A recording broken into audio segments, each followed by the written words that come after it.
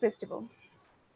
It celebrates on the first day of the Bengal New Year, and second, the kite festival also a unique festival for us because whole the day of Shakran, the boys are flies the kites in the sky and all whole the day, and in the evening we flow out the lanterns and rejoice with music.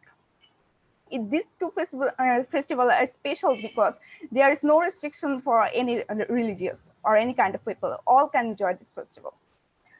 Bangladesh have uh, a very much. I'm sorry for interruption.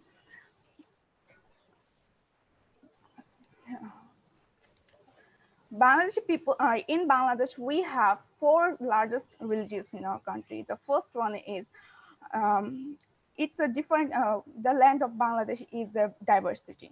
The first largest community is our country is Muslims.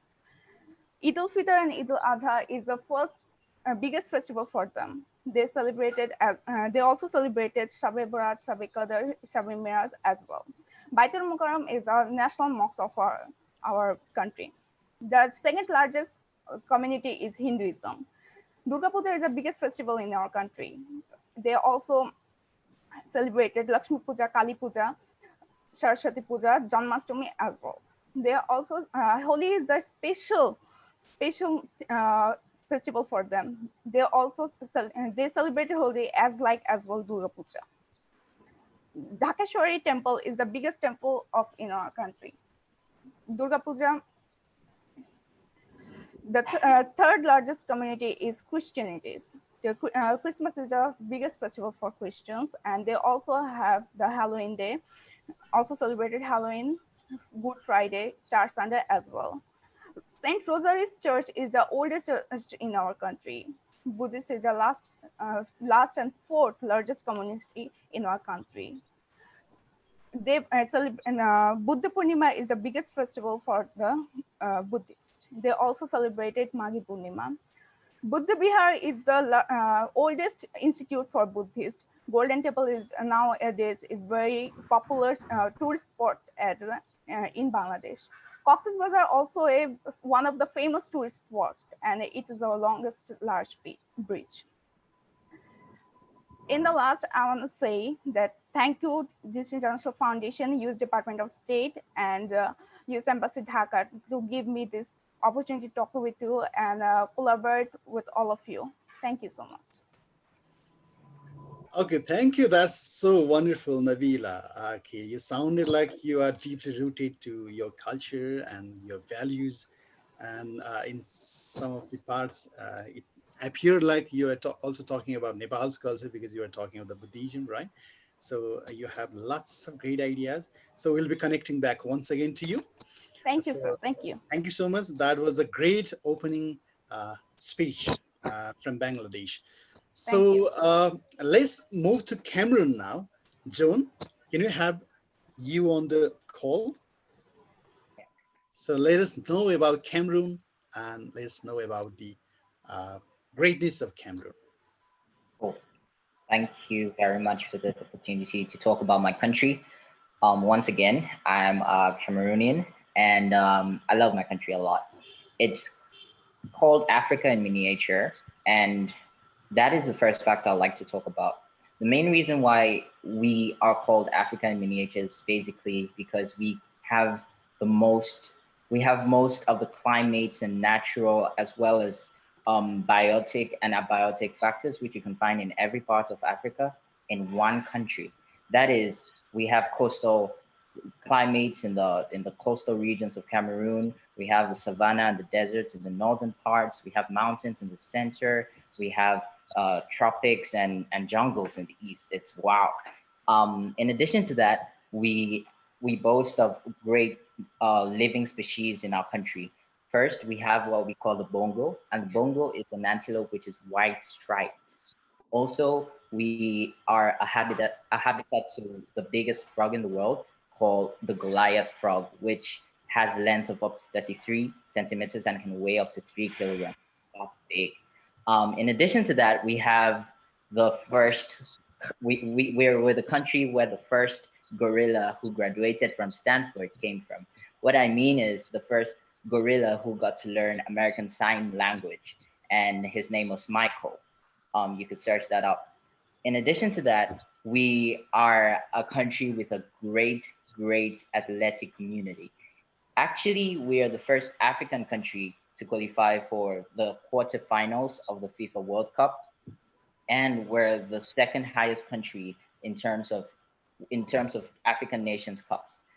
In addition to that, we are the country where the famous footballer who got signed in for Barcelona, Samuel Eto'o, came from, and we're quite proud to have him.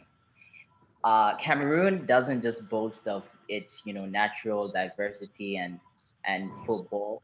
We also have the second oldest botanic garden in the world, and it's a botanic garden found in the south regions of Cameroon, where you have so many great species of plants, and it's a great place to be, and you should really come. In addition to that, we have the highest peak in Central Africa, which is Mount Cameroon, also known as Mongo Mandeli. And Mongo Mandeli is actually an indigenous name meaning the mountain of freedom, of mountain of greatness. I'm sorry, Mandela. Sorry.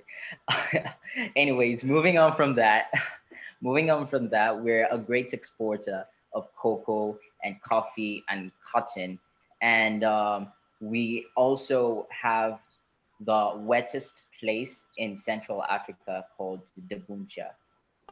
In addition to that, our people are just really amazing because we speak English and French as our official languages. There's a huge diversity of people. But in addition to that, we have over 250 tribes, and each of those tribes speak various languages. So we have an enormous number of languages spoken in Cameroon. And also in Cameroon, we invented the first written form of an African tongue called the Bamoun script, which was integrated in the 1980 in the 1900s, and unfortunately went out of use shortly after. In addition to that, though, our people are people who have lived through a lot of hard times, and just to talk about our history a little bit, we were colonized by the Germans, and then the Germans were kicked out by the English and French, and then we were colonized by the English and French. But we weren't named by any of those three countries. We were named by the Portuguese. Now, that is to tell you how special Cameroon is. And so the name Cameroon comes from the Portuguese word Camaroas, or Rio dos Camaras, and it was named after the Portuguese explorer Fernando Pos got to the coast of Cameroon and found a lot of shrimps in the river. And so he named the place after the shrimps in the river. So that's another thing. We have real good food. Thank you very much for listening. I hope you enjoyed learning about my country. And if you want to come to my country, I strongly and highly recommend you do that. Thanks. Oh, wow. That's a very wonderful presentation, Joan. So you kept your country in a nutshell. So you presented as a miniature of Africa, but within these few minutes, you brought lots of lights to us. I just felt like I should fly over Cameroon and Yeah, it is. enjoy your country. That's so much wonderful. That's very good. Uh, Thank you so much. So we'll be connecting once again to talk about some of the glories of your countries. So now we'll come back to Nepal and have our Celia say something about Nepal. Celia? Thank you so much, sir. Janani Janmabhumishwa Surgadapi Kariyasi, meaning mother and motherland are greater than the heaven. Well, every citizen is proud of his country, and so do I, because motherland is our life, identity, and habitation. I'm proud that my country is Nepal and I am Nepali, since the enchanting natural beauty with the mesmerizing views of Himalayas, unity in diversity, secularism, religious tolerance, Multi-cultures, multi-languages, the ethnicity of the people, and the solo independency of my country since its rise make it unique, incomparable, and extraordinary from the rest. Nepal is the birthplace of Lord Buddha, the light of Asia. Similarly, 8 out of 14 highest peaks of the world lie in Nepal, and it is home to 8,848-meter highest peak of the world, Mount Everest, Sagarmatha. Likewise, it is believed that Yeti, snowman, is found in the Himalayas of Nepal. The Kali Gandaki Gurs is the deepest gurs in the world, which is here in Nepal. One more thing that differentiates my country from the rest is spiny babbler, a bird which is found only in Nepal but not in any other parts of the world, which is the another matter of pride for all the Nepalese. Once a Sangrila, Nepal is an ultimate adventure paradise for the thrill seekers, a mystical heaven for the pilgrims around the world, a doodle of diverse cultures and traditions, and a place where masters, artists, and craftsmen reside. Nepal is the only country in this whole world to follow the Bikram era calendar, which is 57 years ahead than that of the Georgian calendar. I cannot help being proud of a country where gods and humans share the same road. A country that does not believe in tall buildings but would rather dwell in the nature. Nepal is a landlocked country sandwiched between two giant countries, India and China. Geographically, Nepal is a sovereign land with the area of 1,47,516 square kilometer, topographically occupying 92.94% with the land portion and 7.06% with the water portion. The structure of Nepal is unique from the others since it consists of Himalayas, hills, and terai, full of different types of flora and fauna with the diverse climatic structures. The highest point of our country is 8,848 meter, that is Mount Everest, and the lowest point is 60 meter, that is Kechana, Nepal. Nepal is also the second richest country in the water resources after Brazil, which makes me feel proud about my country. Nepal is a multi-religious, multicultural, multi-ethnic, and multilingual country. Talking about the socio-cultural features of Nepal, Nepal is a common garden of 4 castes and 36 subcastes with 123 ethnic groups speaking 123 different languages. However, people believe in the statement, divided we fall, united we stand. We can find differences in the cultures and the traditions of the people here, but there is no any difference in the feeling of mutual cooperation and togetherness among the people. Each and every one participate in each other's festival without any discrimination, which resembles the identity of Nepal and Nepali. The people of this holy land are beautiful and gentle creations of God whose hearts are pure and filled with an unshakable bravery and patriotism. Hence, I'm proud to be a Nepali. Lastly, heaven is myth, Nepal is real. I'm proudly representing a country that not only houses Everest, the highest peak of the world, but the land where every Nepali every day has a determination to conquer their Everest. Nepal is the country in the world whose unique non-rectangular flag is hoisted by welcoming and smiling more than 30 million people coming from diverse thoughts and backgrounds. My country is my pride, my life, my soul, and my everything. Long live my nation till the sun and the moon exist in the world. Jai Desh, Jai Nepal. Thank you, everyone. Okay, wow, again, Celia. You guys are doing so mesmerizing job, right? This is so tremendous uh, to see the flow that you bring. Okay, Celia has brought lots of lights to the mystery of Nepal, to the diversity of Nepal. So thank you so much. We'll be connecting once again back for some more glories.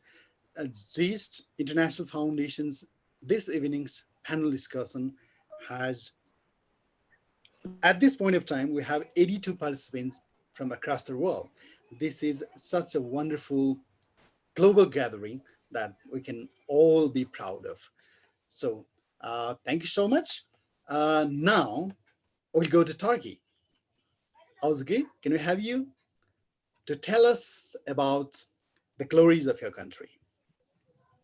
Hello again. I'm Özge from Turkey, and as a Turkish citizen, I have so many things to be proud of. But to be more specific, one of the things that fascinates me so much about this country is its history, because most of the first civilization have been established in Anatolia, and that's why we have a lot of valuable historical and natural beauties inherited from them.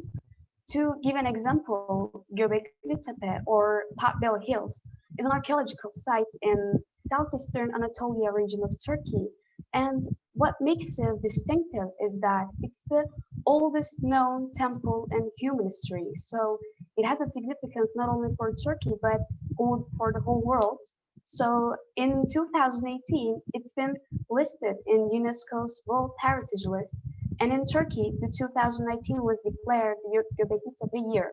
Well, in this site, there are 10 to 12 T-shaped structures, and on all of these structures, there are symbols of humans, hands, arms, and animals, and these motifs were used too extensively as an ornament. So it is thought to express a story, a narrative, or a message. But what confuses historians is that these structures were built in early Neolithic era, and back then people were hunter and gatherers, and they were still using stones to shape things, and there wasn't even a wheel. But somehow these people managed to make these big 6 meter and 60 times structures and carried them with human labor and buried them under the ground, and we don't know why. After a while, which was as difficult as making them, and approximately 12,000 years passed until we find it again. So it is so fascinating when you think about, because they were not advanced in architecture, or they didn't have enough technology to do this. So that's why there are a lot of theories about how they managed to do that, or for what purpose they used it for, because even if it's called a temple, we don't know exactly what it was. But unfortunately, all these questions remain unanswered. And just like that, we have so many beautiful places that can be visited, like Çatalhöyük, the most crowded and the largest settlement of its period, or being one of the most complete, still standing Roman cities, the ruin of Ephesus, or the Topkapi Palace, or with its great rock valleys, Cappadocia, or built into a cliff face, the Sumala Monastery, or the great Mount Nemrut, or the deserted buildings of Silk Road, the city of Ani, Roman Theater Aspendos, Roman ruins Pergamum, and Turkey's most famous beach, Ölüdeniz. And the list goes on. I can go on like this all day, but I don't really want to bore you by giving a bunch of information like a history lecture. But finally, I really want to talk about a work of art which you may heard about. It's Hagia Sophia. It was built by Byzantine Emperor in 532 in Istanbul, and the columns and stones and doors, they were all brought from old buildings and temples, and 10,000 workers worked, and a fortune was spent on this. But at the end, it turned out to be a great piece of art. It's been a home to many different religions, many different beliefs, and it's been a cathedral and a mosque. And it was a museum for a really long time until this year, when it has lost its status as a museum and became a mosque again. And with this beauty, Hagia Sophia is an architectural masterpiece. And I believe that no matter what status it has, the government and our people will do everything to preserve it. Well, I gotta say that I am so proud to live here in Turkey, because we have many beautiful historic sites clearly reflecting the human story, and so many unprecedented natural beauties. Thank you. Okay, thank you so much. Wonderful once again, Ozgi. That was bringing the whole Turkey. We know the empire, the history. We also need to learn, but the way you kept about the ancient signs, the culture, the monuments, or the heritages, that was just bringing the whole Turkey. in a nutshell in few of the minutes, and that's like wonderful mm, uh, uh, packaging, right? So it gives lots of insight for your country, and once again we'll be coming back to you uh, to talk about the glories, right, that you have. Okay, now, so we'll be moving to Vietnam, right? And from Vietnam, we have Anne to share the Yes. glories from Vietnam. May I share my screen on here? I have prepared some PowerPoints to S- share with you. I think screen sharing was not on the, uh, I think, protocol. So, Baman sir, Okay. could you help us? Excuse me, Baman sir. I think Omeo has the control over it. Omeo, would you please be allowing him for the PowerPoint? Yeah, So the if he there has is been sharing prepared for that permission is one, there. let's not So say no. the Okay, okay. sharing permission is there. You Are you he there? share the screen. Okay. So today I want you guys share you guys about my country, Vietnam. My presentation will have divided into four parts. The first part, I'm going to talk briefly about our geographical location. Our second part, I'm going to talk about our cuisine. The third part, I'm going to about our religious, and finally, I'm going to show you guys a short video to help you guys understand about our people and country more. So let's talk about our geographical location. We are located in the Southeast East Asia, and we have over 3,000 kilometers of coastal areas, which provide us with many seafoods and trading ports for trading with countries. Also, you provided us many beaches if you want to swim. Next, we are located near the equator, which give us a tropical monsoon climate, help us to gather a lot of tropical fruits, um, herbs, and many types of seasoning to enrich our cuisine. About Vietnamese cuisine, the Vietnamese cuisine is very diverse, but today I want to focus on one specific aspect of our cuisine, which is the rice noodle soup. So, what makes the rice noodle soup so attractive to foreigners is the broth, which is consists of bones, meat, and some types of some seasonings such as clove, star anise, or Tao Kuo from China. Um, the bones and meat usually get boiled in 6 to 8 hours, extract the essence of the meat and bone. After that, we use various seasoning to enhance our flavor. But that's not all. As you guys travel all across Vietnam, you will encounter many and many types of uh, rice noodle soup, and none of which taste the same. With each type of rice noodle soup, we have unique broth to match it and reflect the characteristic of each region. And one more thing, that our rice noodle soup has appeared on. We're proud that our rice noodle soup has appeared on the American MasterChef once in season 4 of American MasterChef. When asked to bring out the most delicious dish that you have ever eaten, one of the judges, Gordon Ramsay, has picked the Vietnamese noodle soup as the test material, which surprised all the contestants because the complexity of the flavor. Next, I want to talk about our religion. All Viet, almost every single Vietnamese follow one or two in the or either Taoism or Buddhism. That explains why we have so many temple and pagodas in our country.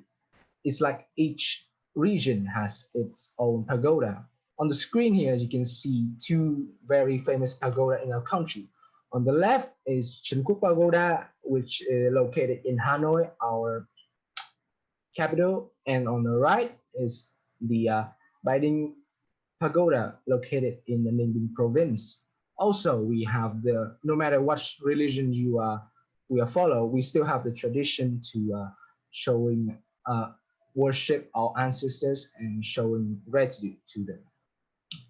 And last, I want to introduce a video so you guys can understand more about Vietnam.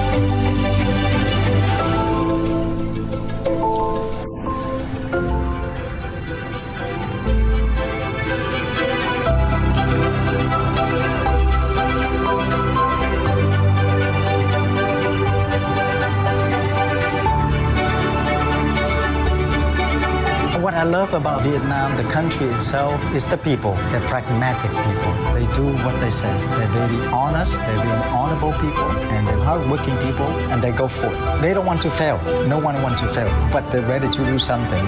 And if that doesn't work, they close it up, that shop, and try something new.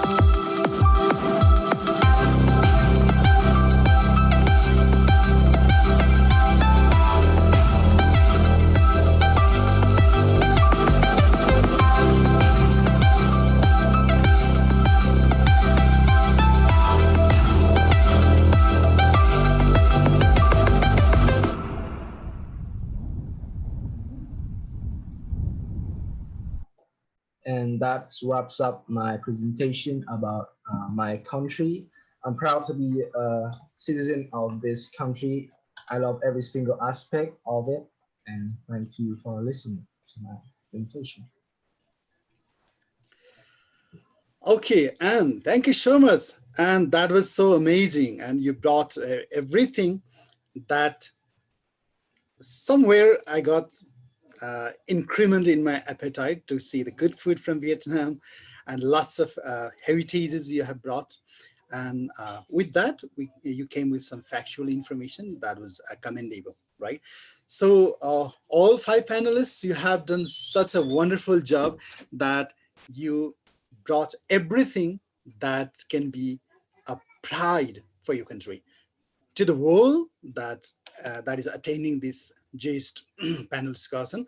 We have 77 participants here, global participants, and you are being heard uh, throughout the world through the YouTube live as well. So thank you so much. Congratulations for the first round. That was such an amazing presentation from all of you.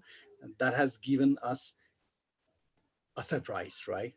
So it was very big experience to listen to the young people that talks so brilliantly, right?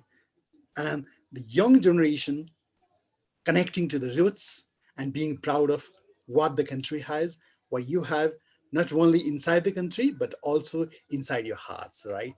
That's so amazing. Thank you so much, all of you guys.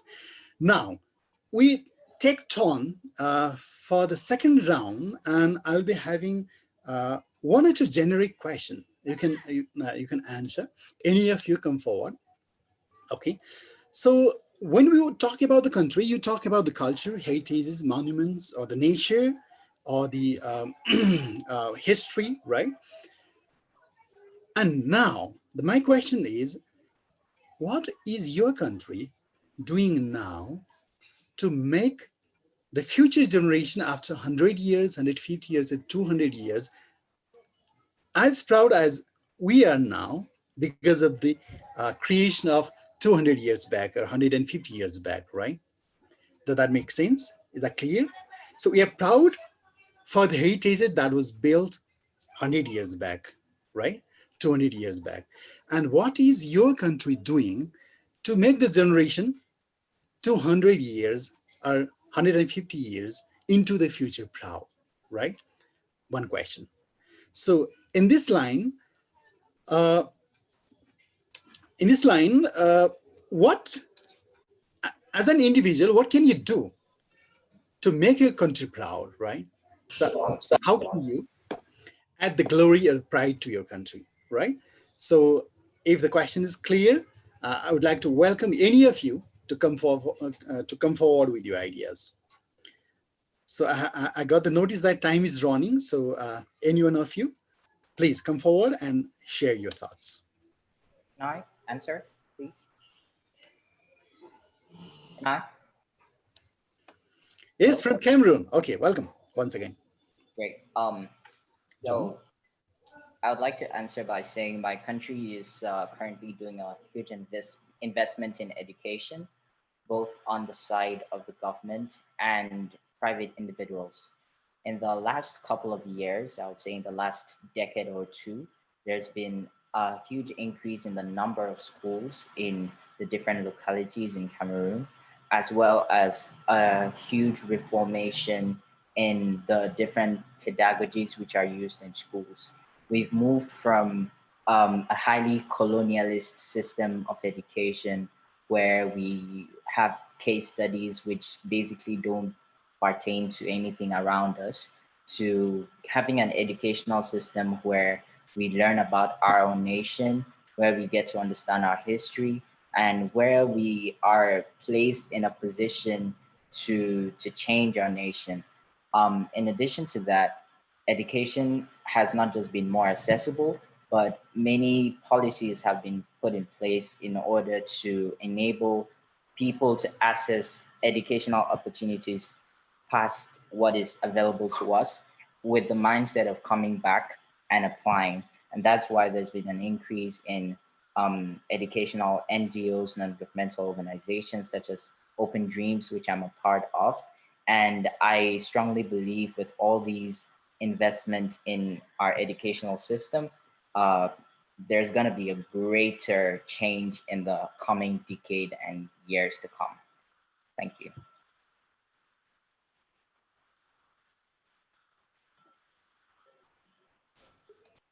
I think you're muted. Okay, you're saying that your future generation will be proud of the innovation that your country is making in the education, right? Yeah. Okay, that's wonderful. So, okay, I would like to welcome next panelist to talk on the same topic. Why your future generation will be proud of because of the May activity of may I speak? your government or your country doing now. Okay, Celia from Nepal, welcome once again. First of all, thank you so very much for your question, sir. Talking about my country, Nepal. Nepal is a small but beautiful country. It is already gifted naturally by the God. And talking about the recent progress of Nepal, Nepal has improved a lot in the industrialization, education, as well as the health sector. The most important thing, the backbone of the country, I would like to say, is the youth empowerment, as most of the youths are engaged in different social activities to help the people for the social services. It is obvious that at present the whole world is badly affected by COVID 19, and it is true that our country, Nepal, is not the exception of it. Due to coronavirus, all the sectors are profoundly affected and the development activities are being obstructed. But keeping those things aside, talking about the progresses of my country, I would like to point out the major things. As I told, for industrialization, many agro-based industries are being built. As Nepal is an agricultural country, because more than 66% of the people are directly engaged in the agriculture. And Nepal is promoting the agro-based industries. As we all know that industries are the backbone for the development. I am absolutely sure that Nepal can make a lot of progress to industrialization. Talking about the educational sector of Nepal, in the past, Nepal used to focus on the theory based education, but now people are focusing on the technical based education. They are mostly focused towards the practical based education, which would surely help each and every student to move forward in their upcoming days. And talking about the social as well as the health facilities, even in the remote areas and places, some health facilities are available which help them to be the part of the citizen of the country. And I would also like to express some of my opinions for my roles and responsibilities as a youth in Nepal. as a student of my country. As we all know that the destiny of the country surely depends upon the youths as well as the students. And youths are very much skillful and the energetic ones of the country. So, what is the most important responsibility of me as a youth, as a citizen, and as a student of my country? I would like to express in few points. The first and the foremost thing, and the first and the foremost responsibility of me as a citizen of my country is to learn and give my country what is has given to me. My country gave birth to me, and it would be my first and the foremost responsibility to provide with it with all the facilities that it requires. For instance, I would like to say, although there are some facilities which are improvised and are in progress, but still in some remote areas of Nepal there is still like social taboos and lack of technical fields, technical workers in some of the fields. So the first and the foremost thing I would like to do is to remove the social taboos and the social problems from the roots from our country and make people realize that today in this 21st century we should be the part of change. We should be the part of connecting the dots all across the world and make our country renowned in the world. And lastly, I would like to say that our country, Nepal, is a small and a landlocked country which is away from all the seas and the oceans. But coming with all different diversities and cultures of the people here, I believe one day it will surely be a developed country rather than the developing country. Thank you, everyone. Okay, thank you so much, Celia.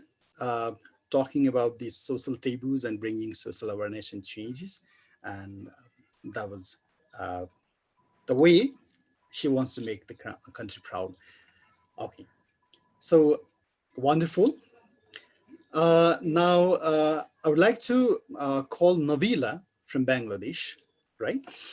So, Nabila, you can also answer the same question, or you can come to the next question, like why should all of us come to your country, right? Okay, thank you, sir, for giving me the question or the good question. And yeah, I think you should come my country because here are lots of natural beauties and heritages, historical places.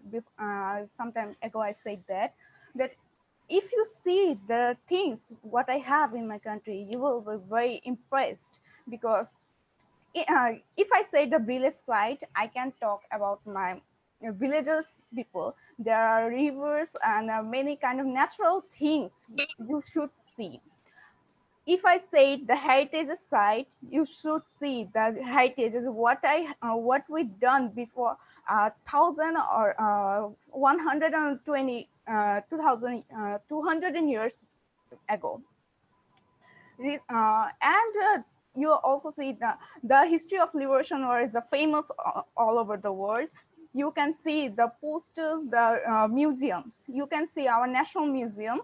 There is a lots of memories of liberation war, pictures, videos, and also we have a hall in the museum. You can see the whole of revolution, some important moments. If you come my country, you can visit a lots of dishes like foods. Bengali people love to eat foods. So there are lots of new foods and trends. You should, if you come our country, you should see, you may see the trends in our country. For women, there is beautiful saris. For men, there is beautiful kurti pajamas. You should wear. And another thing is the most beautiful thing is of our country is the diversity.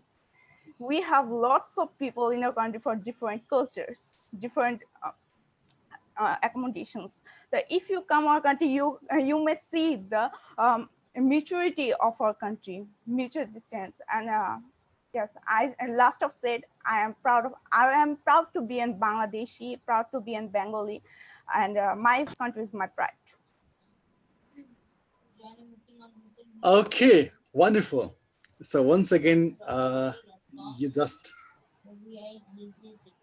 my heart to your country with the Thank you. lots of insights to the beauties and the pride and the honors of your country. So thank you so much, Navila. Now, let's go to Turkey now once again. So, what is Turkey doing to make it proud in the future? And what you can do, what you want to do, and why we should come to your country? Any question you feel like answering. Ozgi, can we have you? Um, yes, well, as I mentioned in my speech before, um, there is a mosque in Turkey, Hagia Sophia. It was a museum for a long time, but they made it a mosque again because we have this religion, this beliefs, and they try to make it appropriate for our values. And I believe that the government and our people try so hard to protect our values. I'm so proud of it.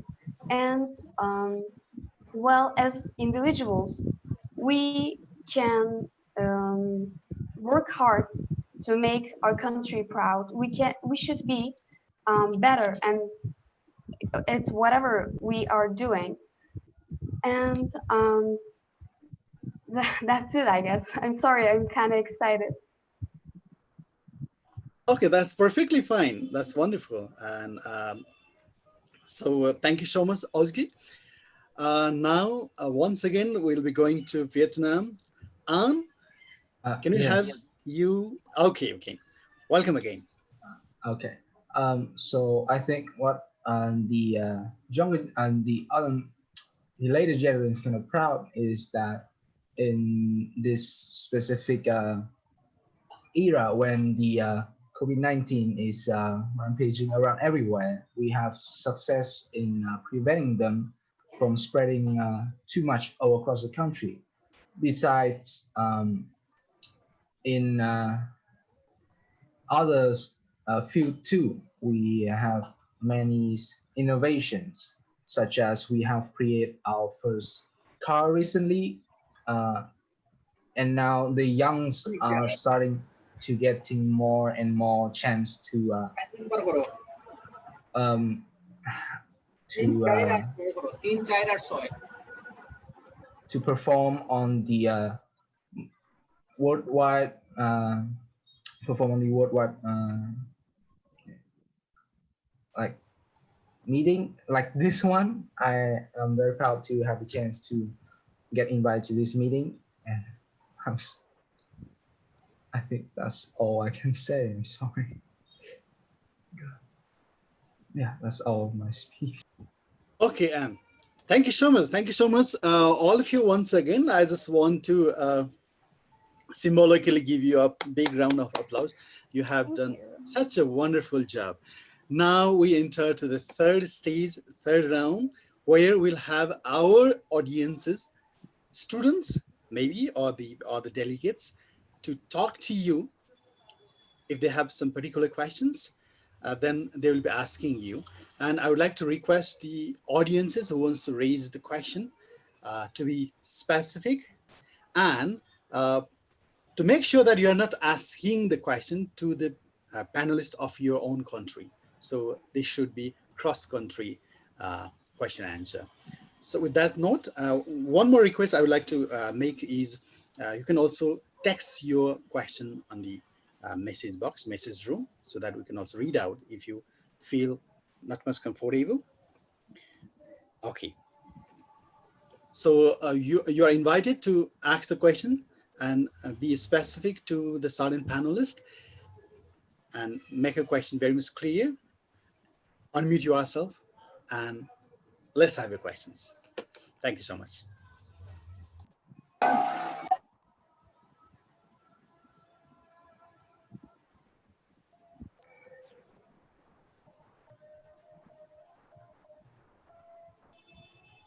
So are we having some questions from the audiences? Yes, sir. Can I ask a question? Sure. Hello, everyone. I'm from Nepal, and my question is to Turkey. Can I know about the cultural heritages of Turkey, which are listed in UNESCO's list of World Heritage Sites? I would love to know about it. So can you say your name? You're from Nepal, I hope. My name is Bibhusiti Milsena. Okay, Ozgi, you're on call now. So one more chance to tell something more about a country.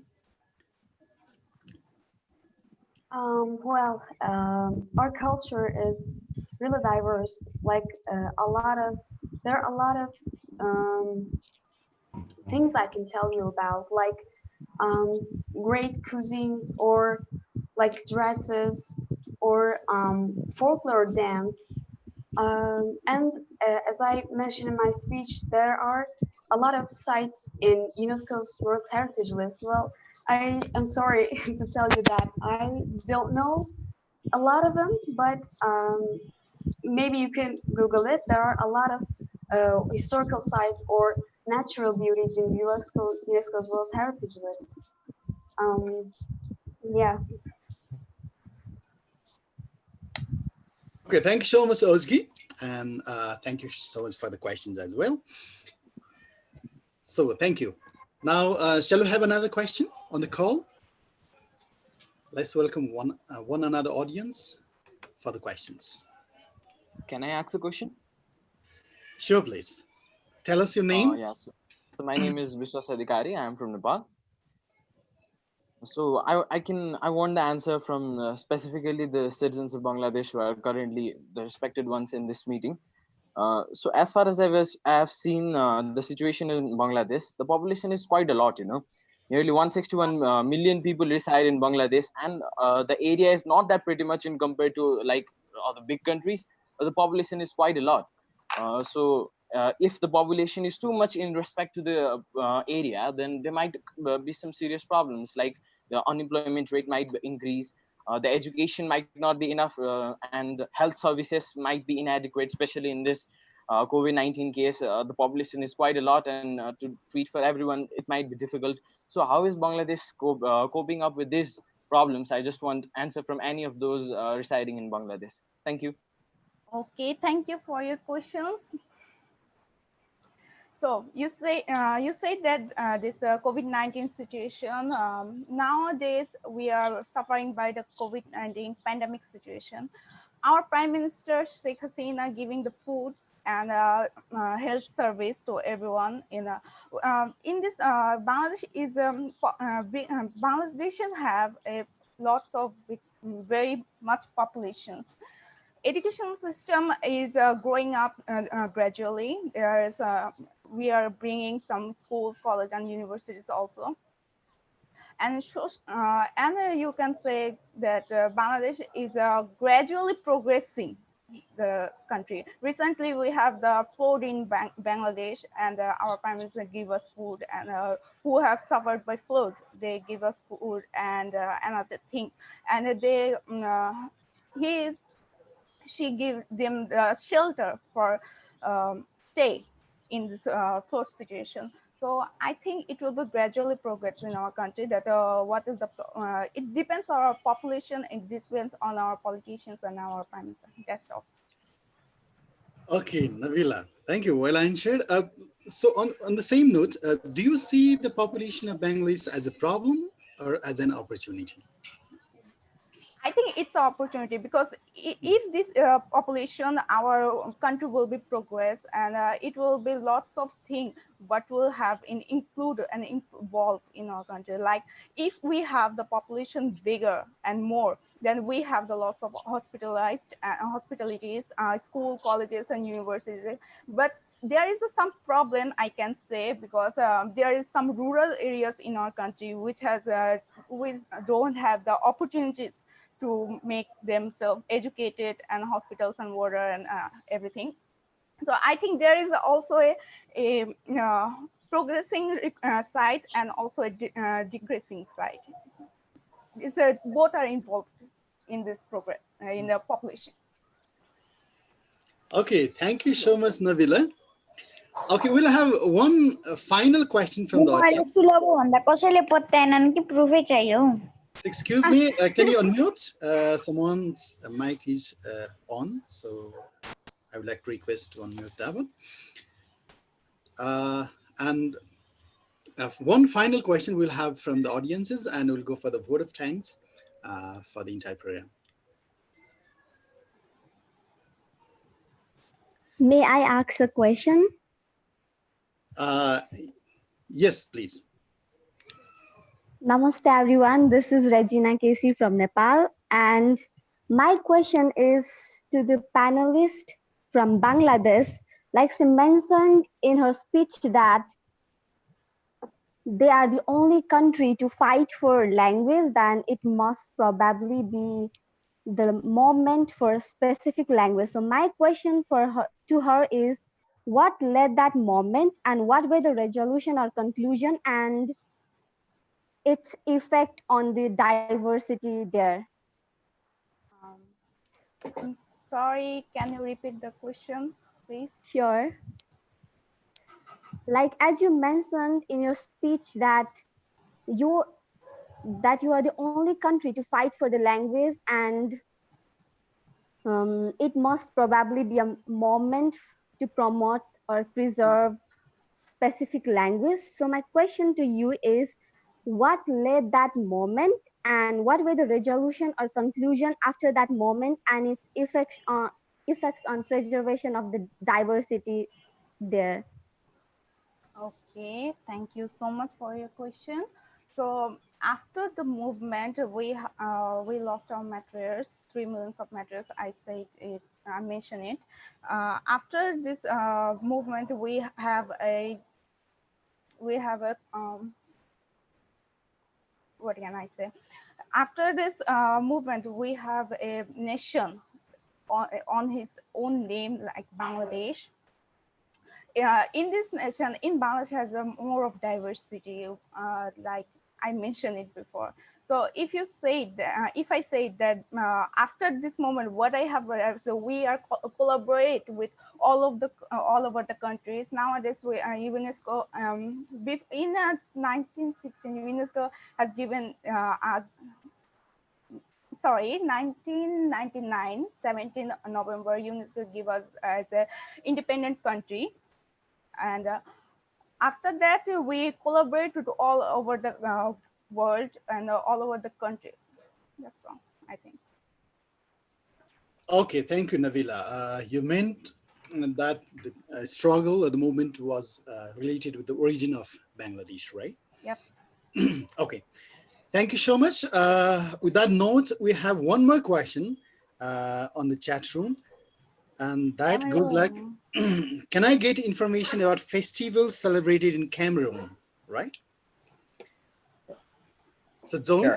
can we have you Yeah. once again? Okay, thank you. Okay, cool. Um, so one thing to note with Africans is we love being happy and we love celebrating and we love, having fun. Nigeria can tell you that, Cameroon can tell you that as well. So in Cameroon, we have a lot of festivals, and I could basically like group them into two main categories. We have traditional festivals, which have been like in our culture for a long time, and we have more of national festivals or days which we set aside to commemorate some important historical events as a nation. So we have a couple of national events, such as our National Day celebration, which is on the 20th of May each year. And it's simply the day where we celebrate when the English and French parts of Cameroon came together to become one. And we also have our Independence Day, which we don't celebrate actually, because since we were colonized by two different countries, we have two different Independence Days. That's just to tell you why we have just like one national day. In addition to that, we have various home festivals which are celebrated in traditional ways, such as the Niem Niem Festival, and it's a festival which holds in Gaoundere each July. Gaoundere is a town in the northern part of Cameroon, and it's a festival held to commemorate the resistance movement of the Germans, excuse me, of the Nien Nien people against the Germans in Gaoundere. We also have our cultural week, and which is usually observed in Cameroon in August, September, and it's to celebrate the diversity of our culture because we're quite diverse in like so many ways. In addition to that, we have the African music market, and I would say like it's a festival which is kind of dissolved into a daily happening in our markets, because we have a lot of market singing, which is a really, really nice sight to see when you're in Cameroon and you're in the markets and you have a group of people who are singing traditional music and playing drums and doing all that kind of thing. We have so many other festivals, and I think I'll just end there because it's an endless list for a country made of 250 tribes. Yeah. Okay, thank you so much, Joan. Once again, you brought lots of lights to the inside the story of your country, including colonization, uh, many times, right? Having even two Independence Day, that is something strange for us, right? Okay, this evening we got to see such gifted and talented young people from across the world, and that has made the event very, very special. So we have been talking about your country's pride, your heritages, your cousins, right?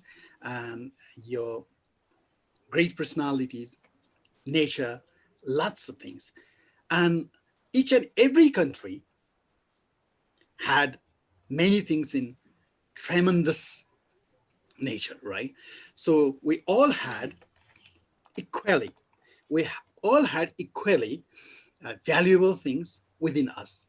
And we could see that being a young generation, you had love for your nation, you are so proud for your nation, and you want to make your country proud by yourself by taking the legacy of the ancestors and forefathers, doing something new for your country. That is so much commendable. And okay, so personally, as the moderator, I'm so happy and honored. And this is one of the blessed days I had in the entire life. I enjoyed the moment a lot. Hope you all enjoyed it. So I would like to personally thank Navila from Bangladesh, Joan from Cameroon, Celia from Nepal, Ozgi from Turkey, and Anne from Vietnam for their wonderful uh, presentation and bringing so many good things, proud things, and beautiful things about their countries to the world, right? The world is listening. It's a global gathering, and we are so proud to have all of you in today's discussion. So thank you so much for all of you. And it's a great honor once again, I would like to mention. And now, I would like to call upon Mr. Biplav sir to take forward the session. Okay, good evening, everyone. I'm Biplab Kumar Dev from Bangladesh, and I'd like to welcome you all. And at the same time, since this is almost the ending part of the session, so I am with this session for last more than half an hour. So I enjoyed the session and very nice presentation from each of the participants. And I would like to thank you all for joining this session, and very special thank to this Nepal chapter because of thinking of this type of session. Because all of we know that COVID-19 has changed many our regular activities. So students are staying at home for more than 5 months in Bangladesh and in most of the countries. So this type of session will help them to keep engaging, to think about their country, and to find out some positive things from their countries and their practices, which will help to think about their future planning. And this type of session we'll love to host again. And thank to Mr. Bamon for planning, and thank you, Singalama sir, for moderating this session. So thank you all, and who you hope you will be with us in our future session.